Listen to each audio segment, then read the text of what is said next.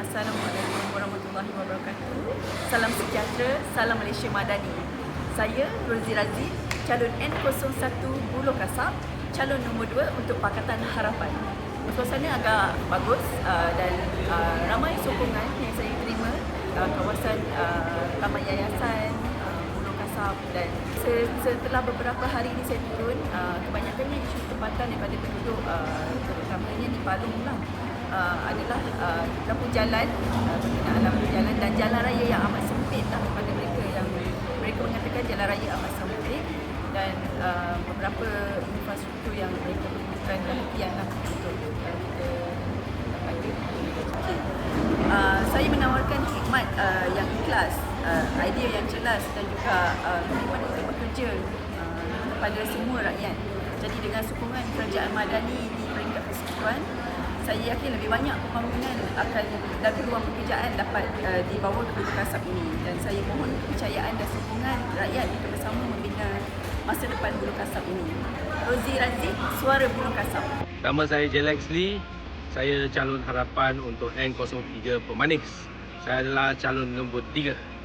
Dah 5 hari lah kita berkempen, dan saya boleh nampaklah suasana di ground sini memang banyak tahu bahawa hari undi 11 hari bulan Julai nanti, dan respons yang cukup baik lah setakat sekarang. Untuk saya, untuk khususnya DUN Pemanis, kerana saya seorang anak muda yang berusia 35 tahun. Oleh itu, kebanyakan apa perubahan yang saya nak bawakan adalah tumpu kepada anak muda. Dan di DUN Pemanis, antara satu masalah sangat besar untuk anak muda adalah tentang peluang pekerjaan. Oleh itu, kalau untuk DUN Pemanis, apa yang saya nak lakukan adalah jadi sebagai satu ambassador atau duta DUN Pemanis, supaya kita boleh tarik lebih banyak pelaburan asing untuk bina kilang mereka kat sini, supaya kita boleh wujudkan lebih banyak peluang pekerjaan untuk anak muda untuk stay kat Segamat Kaki. Harapan saya adalah senang. Sebagai seorang warga Malaysia, kita perlulah menjalankan tugas kita untuk mengundi.